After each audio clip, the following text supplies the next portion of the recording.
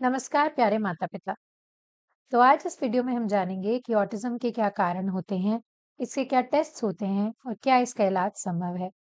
नमस्कार, मैं हूं डॉक्टर काव्या, आपकी child specialist with experience in autism और मैं इस विषय में आज आपसे बात करूंगी।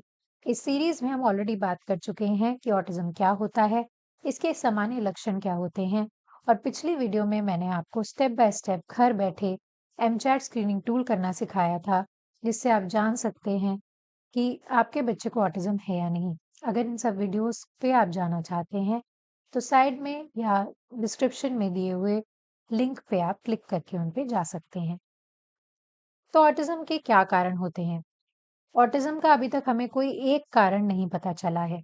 वैज्ञानिकों का मानना है कि ये मिला-जुला एनवायरमेंटल और जेनेटिक कॉजेस अ, के कारण होने वाली एक बीमारी है।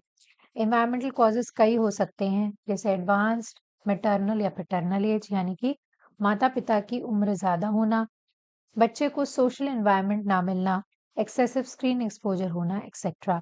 इसके अलावा इससे कुछ जेनेटिक कारण हो सकते हैं, इसमें कोई भी जेनेटिक सिंड्रोम हो सकता है, पर कुछ मुख्य आइडेंटिफाइड जेनेटिक सिंड्रोम्स हैं, जैसे कि Rett syndrome, Prada-Willie syndrome, etcetera. इसके बारे में पूरी तरह जानने के लिए कि आपके बच्चे में ऑटिज्म का क्या कारण है, आपको अपने डॉक्टर को संपर्क करना होगा और ऐसा करने पर भी ज़रूरी नहीं है कि कारण को पहचाना ही जा सके। केवल ऑटिज्म के हर 100 बच्चों में से 8 से 10 बच्चों में ही हम उसका कारण बता पाते हैं। तो कारण ज़रूरी नहीं है, बीमारी को पहचानना और उसका इलाज करना ज़रूरी है। तो बीमारी की पहचान कैसे की जा सकती है? क्या इसके लिए कोई टेस्ट है? तो ऑटिज्म के लिए कोई एमआरआई, कोई सीटी स्कैन, कुछ भी यूज़फुल नहीं होता। आम तौर पे मुझसे माता-पिता पूछते हैं कि ये तो एक दिमाग की बीमारी है, न्यूरोलॉजिकल प्रॉब्लम है। तो क्या इसके लिए हम कोई सीटी स्कैन या एमआरआई करा के इसके बारे में पता नहीं कर सकते? जी नहीं, ऑटिज़्म किसी सीटी स्कैन, एमआरआई पे, किसी एक्स-रे पे डायग्नोज़ नहीं होता है। ये किसी ब्लड टेस्ट पे भी डायग्नोज़ नहीं होता है।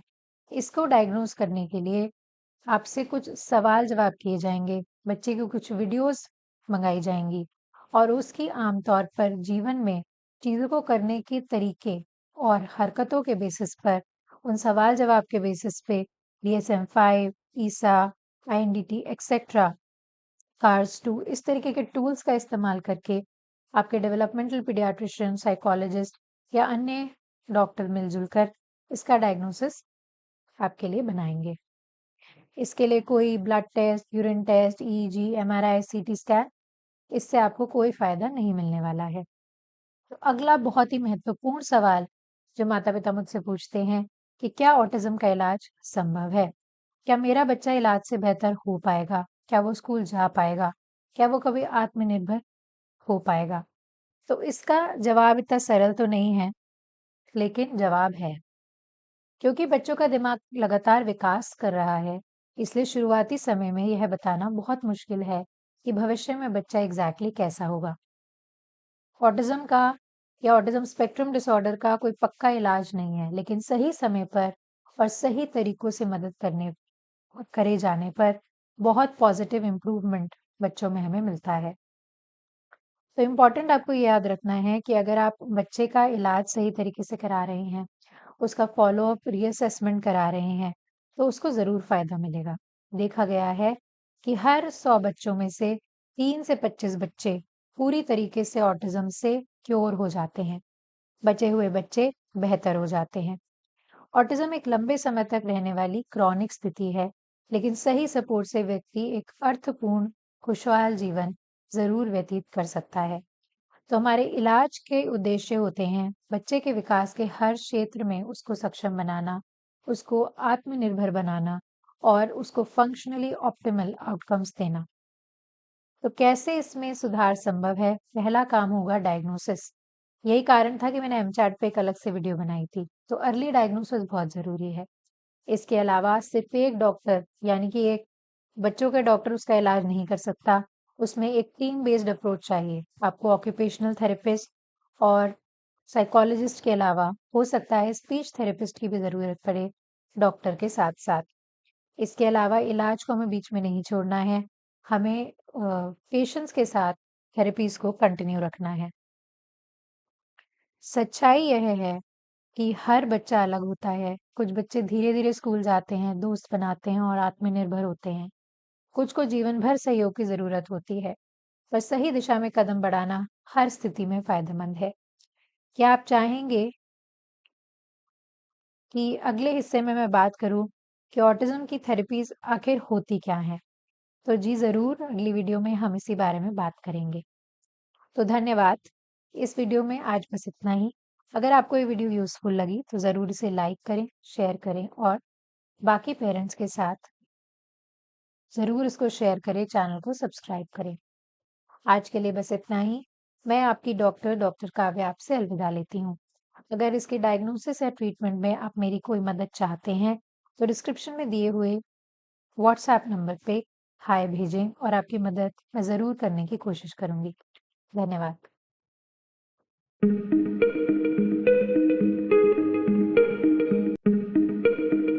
नमस्कार, मैं हूँ डॉक्टर काव्या गोयल। मैंने अपना एमबीबीएस और एमडी पीडियाट्रिक्स सफदरजंग अस्पताल नई दिल्ली से किया है और उसके बाद बतौर चाइल्ड स्पेशलिस्ट एलएनजेपी अस्पताल, जिसको आप लोकनायक जयप्रकाश अस्पताल या अर्बन अस्पताल के नाम से भी जानते हैं, उसमें काम किया है।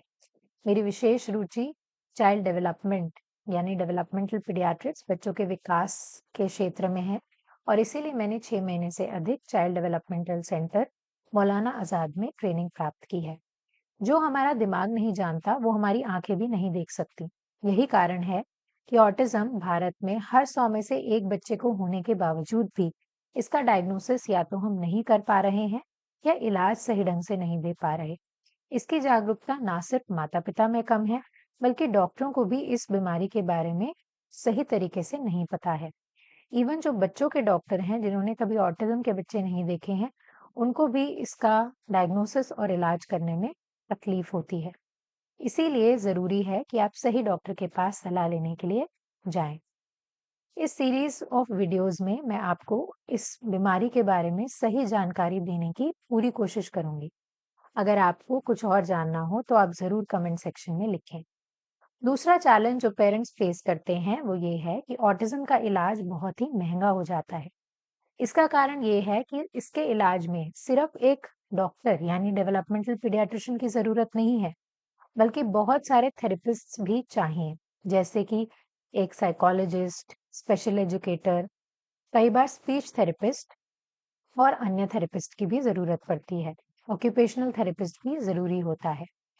यही कारण है कि इलाज बहुत महँगा हो जाता है। हमारी टीम ने इसका एक आसान सा उपाय निकाला है, जो कि है पेरेंट ड्रिवन अप्रोच। ये ना सिर्फ सस्ता, बल्कि एक बेहतर तरीका है ऑटिज्म को क्योर करने का। इसमें हम पेरेंट्स को ट्रेन करते हैं अपने बच्चों के साथ डील करने के लिए। क्योंकि ये बच्चे बाकी बच्चों से कुछ अलग हैं, इसलिए इनके साथ बर्ताव करने, डील करने का तरीका भी कुछ अलग है। इसीलिए हम आपको ट्रेन करेंगे, जिसमें हमारा समय बचेगा और आपके बच्चे का ज़्यादा बेनिफिट होगा। अगर आप हमसे इसके डायग्नोसिस या इलाज में किसी भी प्रकार की मदद चाहते हैं, तो डिस्क्रिप्शन में दिए गए व्हाट्सएप नंबर पे हाय भेजें। हम ज़रूर आपकी मदद करने की कोशिश करेंगे। बस आज की वीडियो में इतना ही। अगर आप कुछ और जानकारी जानना चाहते हैं, तो ज़रूर कमेंट सेक्शन में लिखिए। ये पूरी एक सीरीज़ ऑफ वीडियो है और 14 से 15 वीडियोज़ हर हफ्ते रविवार को आपके सामने आएँगी। आप ज़रूर इन वीडियोज़ को और लोगों के साथ भी शेयर करें। धन्यवाद।